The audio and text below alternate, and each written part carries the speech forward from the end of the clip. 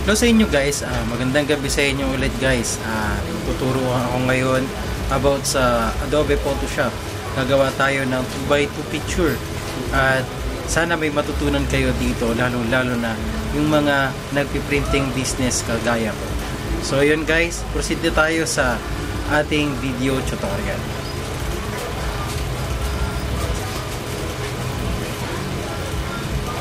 So dito tayo sa ating Photoshop guys. So ang gamit ko nga pala ngayon guys ay Adobe Photoshop CS6. Pwede rin naman kayong gumamit ng CS2 para mas magaan po sa ating mga ginagamit na desktop or laptop. So dito tayo sa picture. Halimbawa na lang natin si Yorme.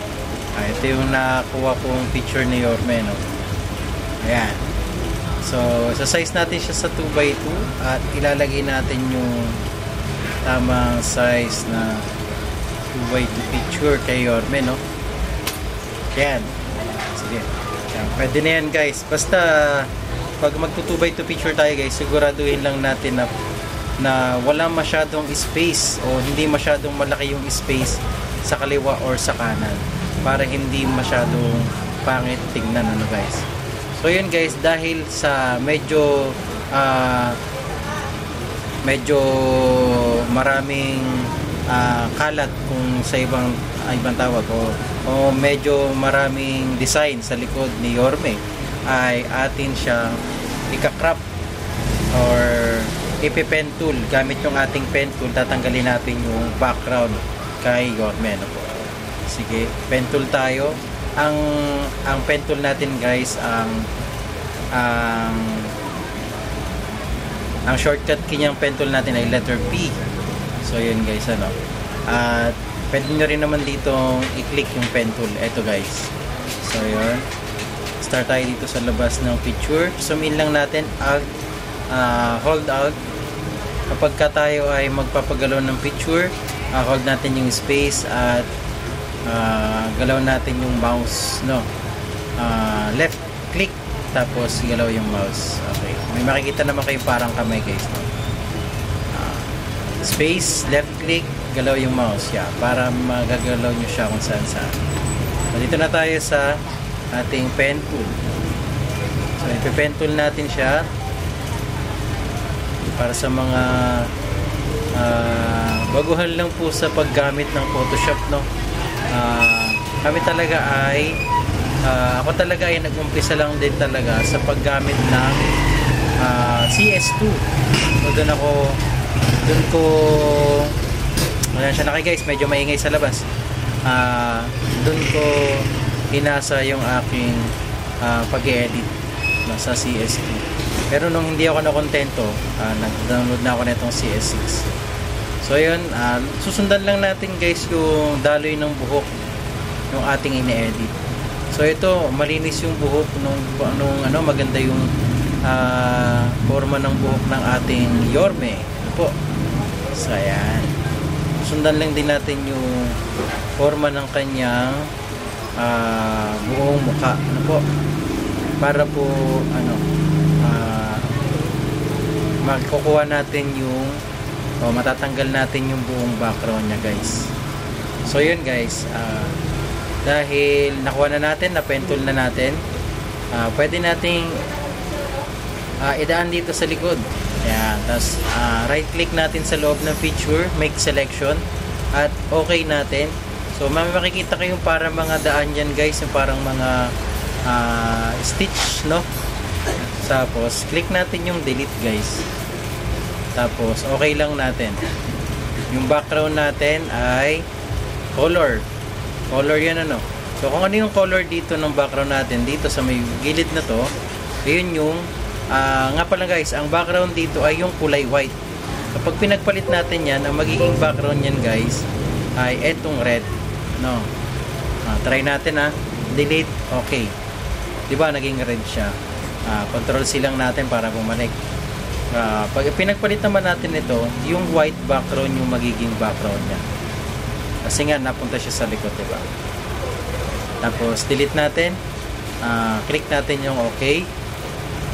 Ayan, white background na siya guys. So para matanggal naman tong parang mga stitch na yan guys na gumagalaw, Control D lang natin. So yun, nawala na, no. Marinis naman yung pagkaka-edit natin, pagkaka-pen tool natin dyan. So yun guys, proceed naman tayo sa ayos or sa pagpapaliwanag na ating subject. So si Yorme, para medyo madilim yung bandang taas ng kanyang guluhan, pwede natin paliwanagan yan guys. Control M,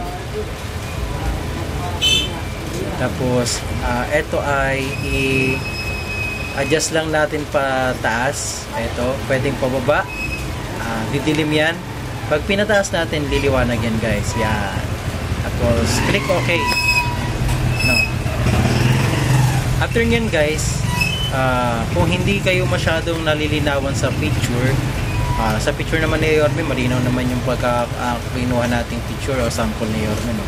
Pero kung hindi kayo nanilinawan sa picture, kasi minsan may mga customer talaga kayong ma-encounter na medyo malabo talaga yung kanilang picture, ano po. Hindi natin maiiwasan yon. So pwede natin i-click tong filter, sharpen, tapos pagka-click natin ng sharpen, may lalabas yan dito. Click ulit natin tong sharpen. Ayan, medyo magsha-sharp yung kulay niya guys, o yung ating picture, ano guys. So punta na tayo dito ngayon sa paglalagay naman sa ating A4 size. So sa akin kasi guys, gumagamit ako ng A4 size. So ang package ko ng aking 2x2 ay 4 na piraso lang.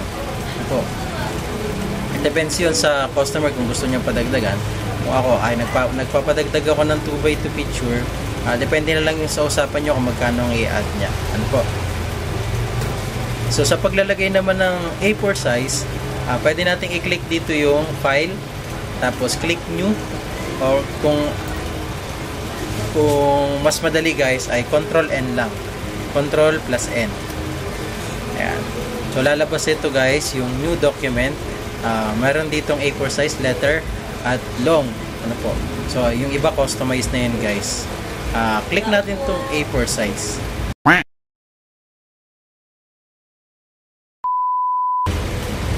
Check. So yun guys, dahil meron na tayo ditong A4 size na bond paper or A4 size na papel, ay atin siyang ilalagay na siya dito, no, si Yorme. So ngayon, lalagyan natin siya ng stroke. So ito sa mga beginners o sa mga bago lang po dito sa paggamit ng Photoshop, no. So sa paglalagay ng stroke nito guys, sa ngayon kasi meron na akong ginagamit dito na na control. So pag-uusapan naman natin yun guys sa susunod nating mga video, yung control na ginagamit o yung shortcut na ginagamit ko dito sa Photoshop para mas mabilis yung ating pag-edit, no. So yun yung tinatawag na Rush IT. So ito guys, medyo kapakapa lang muna tayo dito para step by step nating maituro kung paano ginagawa yung 2x2 picture using Adobe Photoshop. So dito guys, sa paglalagay ng stroke nito, kasi kung ating ito ilalagay dito sa paglalagay kasi nito sa A4 size, i-drag lang natin siya. Drag lang natin dito. So makikita nyo guys, wala siyang guhit dito, no. Sa pagkakat niyan, mamumroblema ko kayo kung paano nyo may kakat yan. So control C lang ulit natin para bumalik sa dati. Then sa paglalagay ng stroke nito, kailangan siyang merong guhit sa paligid na, no, para maikat nyo siya ng maayos guys, hindi kayo mahirapan.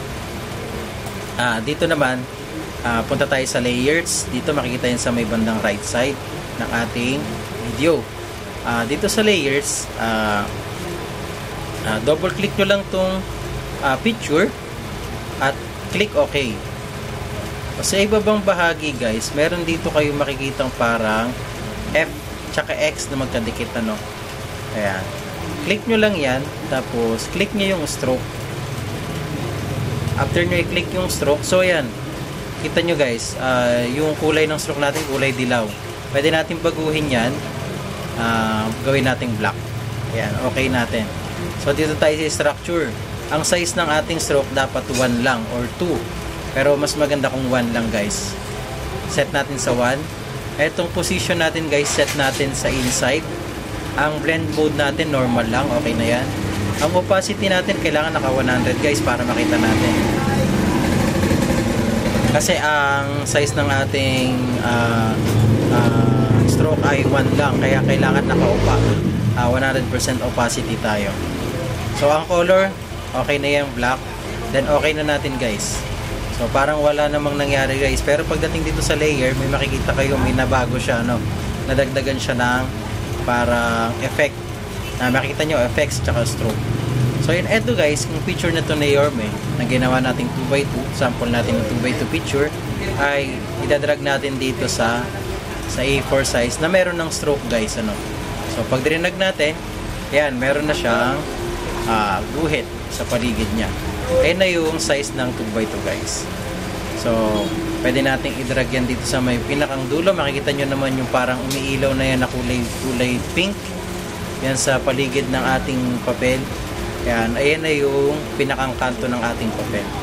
So paano natin dodoblehin, pararamihin yan guys. So pwede naman dito kayong pumunta ng layers at i-drag nyo tong picture na to, drag dito sa may box na merong positive sa loob. Yan. So pagka ito ay hiniwalay natin, iwalay natin yan dito, dalawa na yan guys. So mas madali guys, hold nyo yung alt, hold alt, tapos yung arrow, di ba nakikita nyo? Di ba ganyan lang siya normal? Yung move tool yan eh. Pero pag hinold natin yung alt, parang nadoble siya, di ba? Nagkaroon ng white tsaka black. So ibig sabihin, dinodoble niya na yung picture kung saan nakaselect. Ano? So pagka clinic natin yung left click at drinag natin yung picture, madodoble na yan guys. So yun. So itong nakikita nyo parang guhit sa gitna guys, ayan ay center ng ating papel. So ito ay pwede nating i-drag tong dalawa na to at pagdikitin natin dito. Ayan. Pag drinag nyo yan guys, makikita nyo dito naka-highlight na yung tatlo. Ibig sabihin, magagalaw mo na yan sabay-sabay. No? So dahil nandito tayo sa gitna, lagay muna natin sa gilid. Pwede rin natin itong i-drag pa ganun ng isang piraso lang at hold alt tapos para madoble ulit. Ayan. So yun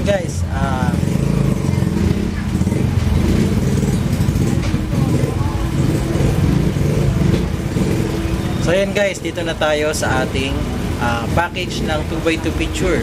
4 na piraso guys. Ayan yung aking package. It depends sa inyo kung ilan yung package ninyo ng 2x2 picture. No. Iba-iba naman tayo ng package dahil iba-iba tayo ng lugar. Iba-iba tayo ng package. Pero sa amin kasi ay natutunan lang namin din ito sa mga matagal na nagtiprint. So, pag-usapan natin yan sa mga susunod nating mga video. So ito guys, pag drinag nga natin yan ng sabay-sabay ay ma-highlight yung 4 na picture na yan guys. Makita nyo yan dito sa layer, naka-highlight siya, no? At kapag ginalaw natin yan, magagalaw sila sabay-sabay. So yan, nakita nyo na yung guhit sa gitna. Ibig sabihin naka-center na siya. Pag naka-center na yung ating picture guys, yung ating 2x2 picture, ay pwede na natin yang i-print. So kung dahil sa medyo yung mga nagbago lang dito sa pag-edit ng ating mga 2x2 picture, baka gumalaw yan guys kung sakaling nagalaw nyo yung mouse, ano guys. So pwede nyo naman yan dito, punta kayo sa layer, click nyo tong background at right click nyo siya, pindutin nyo yung merge visible. Pagka pinindit nyo yung merge visible guys, hindi na yan magagalaw guys kahit anong gawin ninyo, no? Dahil iisang picture na lang siya. So ayan, ano guys. So ako guys, kasi hindi ko na masyadong ano yan. Kapag na-drag ko na siya, na-center ko na siya, Control P na agad ako para sa pagpiprint. Control P. Then, ayan. Dito tayo sa printer setup. Hanap tayo ng printer na kung ano yung gagamitin nating printer. Pigment, L121. So yung ang ginagamit ko ay dye ink na L3110. Tapos, dito tayo sa copies. Isang copies lang. Printer setting. Sa printer setting guys, dahil A4 size ang ginamit ko, A4 size ang ilalagay ko dyan. Meron tayong ibang pagpipilian dyan. Pwede rin yung i-customize guys. Meron dito sa may bandang ibaba, may user defined dito. Pwede tayo mag-customize ng ating mga kani-kanyang size. Pero akin guys, gagamitin ko ngayon ay A4 size. Syempre, orientation natin naka-portrait. Ang paper type natin ay presentation paper matte. Ayan. So, pwede rin tayo sa glossy. Ang ginagamit ko kasi presentation paper matte para maliwanag yung ating picture. Pag presentation paper matte kasi yung ginagamit ko guys, yung output ng picture sa print, maliwanag siya guys. No? Ang quality ay high quality syempre. Color at okay na yan guys. Okay na natin. Click okay. Okay. Then, print na natin siya guys. Click print. So, yan. Kapag ka nag-click print tayo, syempre, mag-print na yan, guys. Siguraduhin lang natin merong A4 size or mga photo paper na nakalagay na sa ating mga mga printer na gagamitin. So, yan. So, yun guys. Hanggang dito na lang yung ating video tutorial para sa ating 2x2 picture o paggawa ng 2x2 picture using Adobe Photoshop. Kung hindi ka pa nakasubscribe sa aking channel, please like and subscribe to my channel, Rems TV. At kung ikaw ay meron kang katanungan at meron kang pwedeng i-share para magawa natin ng video, i-comment mo lang dyan sa ibaba sa comment section. Babasahin natin yan. At kung meron kang gustong share sa amin na pwede pang makadagdag sa aming kaalaman, dahil dito sa pag-vlog natin ay share lang tayo ng mga nalalaman. So hanggang dito na lang tong video na to. Maraming salamat sa panonood. Sana may natutunan ka sa video na